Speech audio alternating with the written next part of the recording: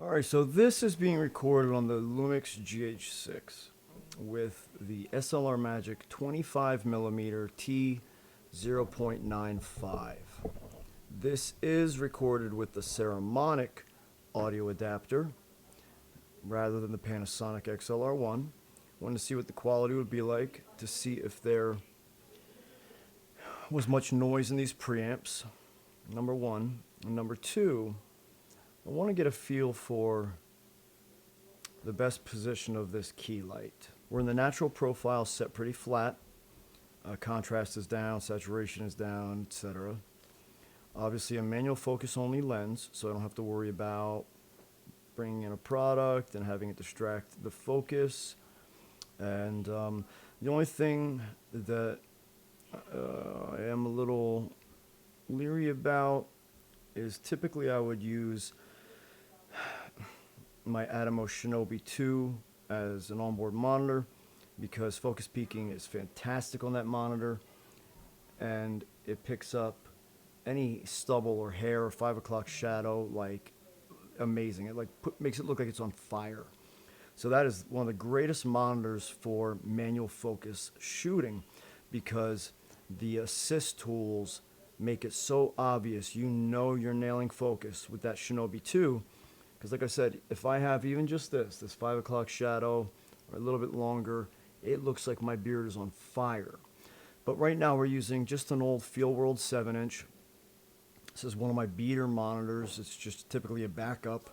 I don't have my 10-inch Fieldworld director's monitor on hand here, and my Shinobi is in use on another camera kit, as well as my Portkeys PT5 Mark II, which is pretty much just dedicated to my Sigma FP run and gun kit, and I prefer not to take that on and off anymore.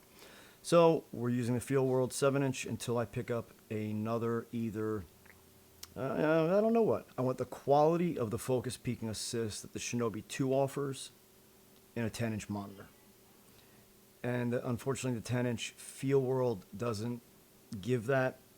The assist tools are more like this, the 7-inch, where you get decent focused assist, but not fantastic. So, for instance, something like this, like a bracelet. When it's out of focus, you can see it's silver. The more in focus it gets, the more red it gets. And it appears to me that right about there would be perfect focus. And that's right about in line with my face. So that's how I'm nailing focus right now. The GH6, because it's a 25mm on micro four thirds, it's roughly 2 arms length away from me. My key light is 1 arm length away from me, set to a minimum, set to 10%. I am shooting at T0.95. And, you know, to all the people always complaining that micro four thirds doesn't give enough bokeh, background blur, this is sufficient for me. I like this kind of a layout, this kind of an image that gives texture through layering. Whereas I am the most in focus. I have a plant that is right behind me. It's a little less in focus. And then I have something in the background that is the least in focus. So that's kind of how I like to set up my display, or just my overall image for content creation. And if you see many of our videos, you'll notice that I'm constantly adjusting, moving around, using different background angles. I like to switch it up. I like to vary it up. I don't like to just use one background angle or one background scene for too long or for too many videos. So we're trying this setup out. I will admit I'm a little excited now that I have given myself free range to use the GH6 more rather than just sticking to the GH5.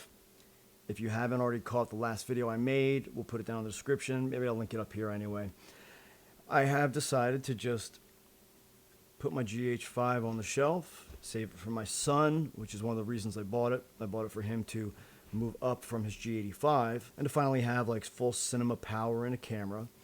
And so the GH6 gives me the color science that I like.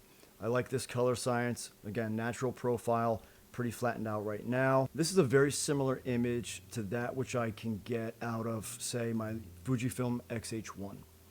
Shooting with the Fujifilm X-H1 in Eterna profile is actually a pretty similar image to what we're looking at right now in a flattened out natural profile on the GH6. Occasionally I'll use Vlog, and Vlog is fantastic on the GH6, absolutely. But why put myself through more work when I can get an image that I really do appreciate and love, just like this? And in fact, most of the time, I don't even end up doing much color grading at all. I'm very pleased with the image that comes straight out of the camera on the Lumix GH6, just like this. I think it's a great image. But right now, this is with key light position 1, which is basically at a 45-degree angle from my face. We have a little bit of Rembrandt lighting, but it's not too prominent. So this is lighting option number 1. Let's move it around a little bit. Now, obviously, this is now a more direct approach. We have more of a full face lighting. So, for instance, in a situation like this, I can display the GH5 where it is a little closer to my face since it's manual focus lens, and I know that it'll be a little bit more in focus. And we could talk about the product, and I've got more direct lighting on the product. So let's try one more lighting option. I'm going to pull it far right. So it's really essentially just skimming the front of my face. Let's see what that looks like. And I feel like as creatives, we should never stop wanting to learn, wanting to change things, wanting to adjust, just trying new things out. I mean, I'm constantly trying out new lights. I love playing with gear, and this has been a fantastic light. I've had these Godox SL60Ws forever. Bought a 3-pack years ago, and they're fantastic constant lights. I mean, I've never had a problem with any of them. They've never given me any issues. And they can get really powerful. This is at 10%. This is as low as it goes. So let's maybe pull it back a little bit. The lighting is nice and soft because it's so close to me right now. First, we're going to pull it forward. Let's see. I mean, the light is literally right here, just right out of frame. So this is the lighting a lot closer. And that is the lighting a lot further. Now we're 1.5 arms length away. Now I've noticed that all cinematographers, videographers, even content creators, we all have our own ways of doing things. That doesn't make one person's way better than everyone else's or other people's. It just means that we found what we like, and it might be different from what other people like. You know, I may prefer to adjust my lighting, whereas you may prefer to adjust your ISO to get the proper exposure that we're looking for. I actually want to see what it looks like further back. Now the key light is 2 full arms length away. And now that the key light is 2 full arms length away, I'm going to raise the ISO. I want to see what that does to the overall look, and then pulling up the exposure. So I went from 320 ISO to 500. So now we're at 500 ISO. It's still nice and dark and moody, and I like this look. I actually want to see what it looks like pulling the ISO up just a little bit more. All right, now we're up to 800. So now we've got a pretty well lit image. We are at ISO 800. The key light is 2 arms length away. And if we compare this to what we had earlier where the key light was closer, the ISO was down to 320. Let's take a look at that. So you've got these 2 images. Image 1, and then here's image 2. So let me know in the comments section if there's one that you prefer over the other. Do you prefer that image 1 or image 2 better? You know, we really shouldn't put too much emphasis on being concerned with what other people think, but it's good to be open to feedback so that we can learn. That's the whole point. We want to learn, but we never know who's giving us the feedback and if we can even trust it or not. So friends, thanks for watching another video. There's my rambling for today. Just trying out some different things. Want to see what they look like in playback. And I hope that you enjoyed this video. I'll catch you next one.